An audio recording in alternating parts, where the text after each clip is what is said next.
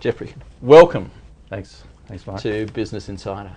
And we are about just probing a little beneath the skin here and finding out about strategies that work and maybe looking at some of the ugly ones that haven't. So we might start there. It's been an interesting couple of years. Yes, it has.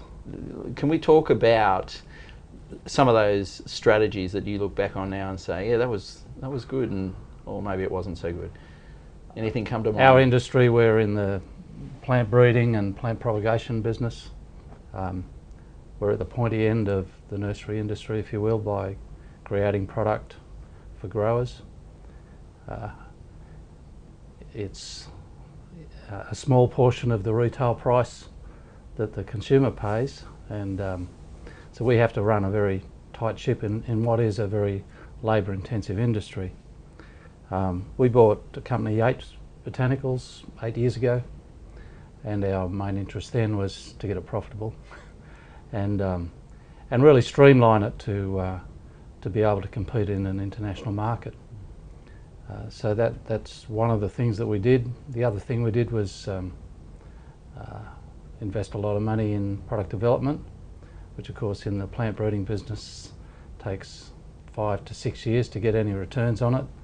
Fortunately, we got through that 5 to 6 years, but it's still a tough business.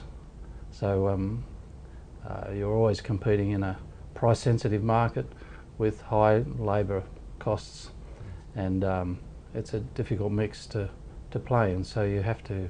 How do you manage that labour area?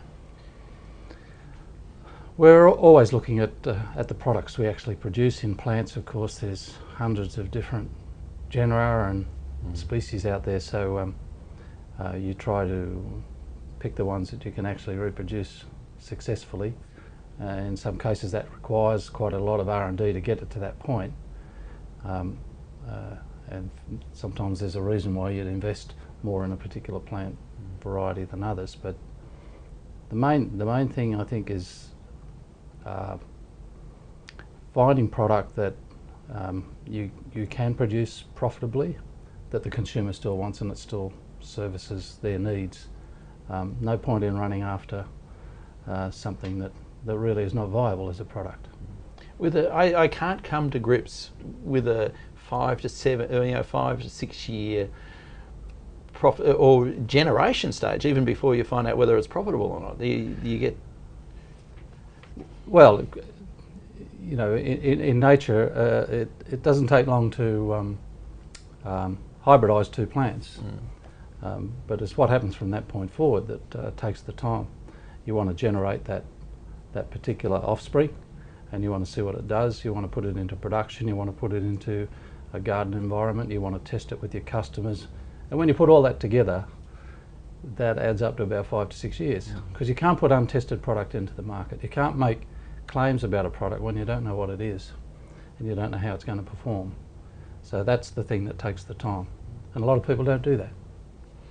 We've talked before about innovation and the fact that you have it coursing through your veins and your plant's infrastructure. Can you give us some indication as to how you do that? And that's taken 5 to 6 years to do as well, I would think. But if you were to offer some advice, what would it be in terms of getting it to that level? Well, every business needs to offer something different, and in our case, we just didn't want to be a propagator of free market plants. It's very hard to distinguish yourself from others in the market when you're doing that. So in our case, we have a passion for creating and being different, and obviously trying to get some sort of premium for the products we produce. When you've got a belief in your ability to penetrate international markets, you have to go there with unique product, and product that is substantially better than what's available in the marketplace. So to do all that, it's got to be based on innovation. Without innovation, you're just part of the pack, and you can't stand out. I want some details, Jeff, because the point is, everyone talks about innovation, but you've actually got do you have a program that you follow? Do you have a a structure that you follow without the propagation plans? But what we want to propagate here is getting more Central Coast businesses looking at innovation and stitching it into their business and strategy, rather than just saying, okay, well, we'll talk about innovation and then have no idea. Do you have a structure that you work to? Well, we have dedicated people in R&D in both our laboratory. We run a tissue culture laboratory, and in the nursery side. We dedicate a fair amount of money each year. It's a fair investment each year, and clearly we run the program that we run is trying to achieve certain pre-planned objectives naturally in terms of what we're trying to create. Sometimes it's material that we've bred ourselves. Other times it's what I'd call raw material that's brought in from some other plant breeders that we might represent. In their case, they just bring us a plant as opposed to a product. So there's quite a significant investment of time and effort and money and everything else to turn that from just what might be a nice looking plant into a real product. So I can't tell you too much more than that, really. As a percentage of RAM's big budget, R&D takes what percentage broadly? Oh, it represents about 5% of our turnover. So it's a pretty fair investment. That would be significant compared to most others. I would think so, yes. Okay. But we do have established export markets in US and Europe and Japan and South Africa and other places. So, you know, there is some justification for it. It's not all just a pipe dream. So, what's the worst thing you've done in the last 8 years? Oh. And I know there must be one. There might be a couple, so you could choose. I think maybe buying a company with rose-coloured glasses. I think that may have been one of the things I underestimated, the size of the task. But I'd do it again, mind you, because I'm pretty stupid. But I don't know about mistakes. You know, we've been forced in the transition from being a non-profitable company into something that's can keep its head above water. We've had to make a lot of changes, had to move a lot of people out of the business to make it viable. But that's a necessity. That's not. I regret people going, but that doesn't necessarily mean it wasn't the right thing to do. In terms of strategy, I'm not so sure that we've done too much wrong, but there's always been market forces and things that have happened out of your control that make life hard.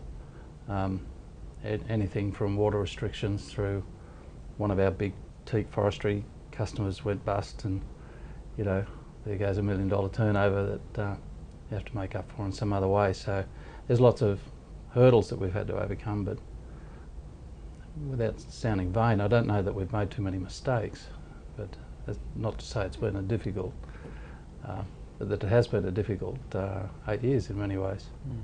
Okay. The lighter side. Everyone talks about work-life balance. Do you have it yet? And how do you get it, I guess is... well, if you've got good people around you, it makes it easier to achieve that. But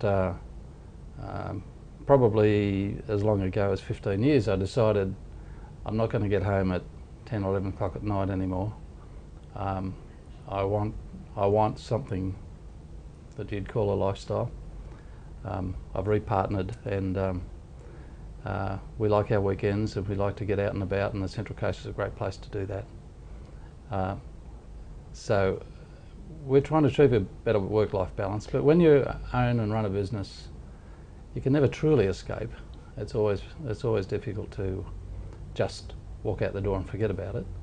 But I think we're probably at a point where, you know, it's about as good as you could hope it to be. But your point is, it is a conscious decision.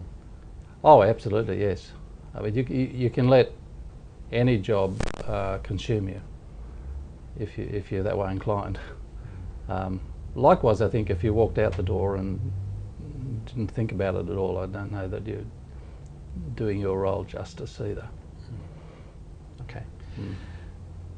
It's rant time.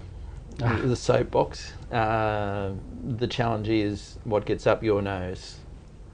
Oh, I suppose lots of things get up my nose. I think one of the things that you see it in Australia and you see it in overseas markets is lots of people, as consumers, we all like bargains, and lots of things these days are made in China.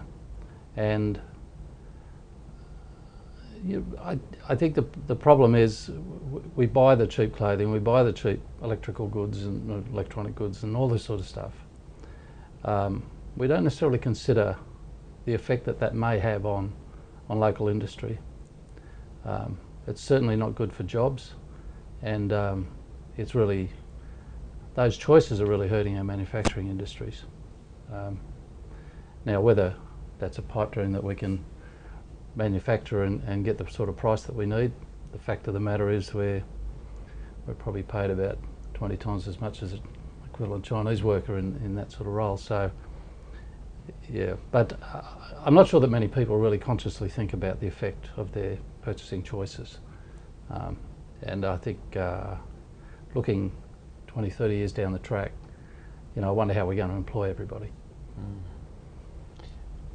I go back to the best Liberal treasurer we never had, which was Paul Keating in my books, and he talked about the banana republic. Is what you're talking about down that path, independent of your political leaning, or? Not really.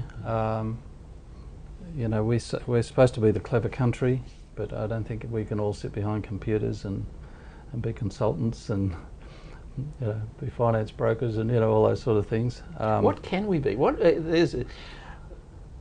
can we be on the Central Coast? You look at the Central Coast. Do you have a thought that we've got some resources that underutilised or unutilised, and we should be focusing better on our business? Well, our number one resource has got to be tourism. So I think we could be doing a lot more than that.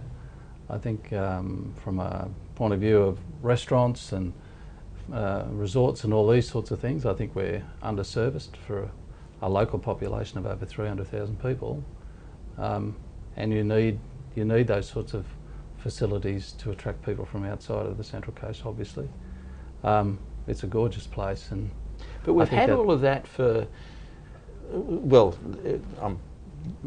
since we were coming up to the Central Coast, and there seems to have been very little progression in that tourism area. I'm wondering. I think in many ways it's gone backwards. Then are we walking away? I'm suggesting we're walking away from tourism, looking for something else. It's the natural employer on the coast, though, in my view. We don't have mining, we don't have farming. My particular industry is horticulture. The region does have some potential to expand its horticultural base in terms of production of seedlings, propagation of plants like us, growing, and cut flower production, all of those sorts of things. Because we're in such close proximity to the Sydney and Newcastle markets as well as the local market, which is such a big portion of Australia's population within very close reach. But I don't see any strategies in place to develop those sorts of infant industries. It needs a plan. So I'm not conscious of one, put it that way. Okay. Excellent. I'm done. Are you done? Right. Thank you for not cheering. My cheer. You can now. Yeah.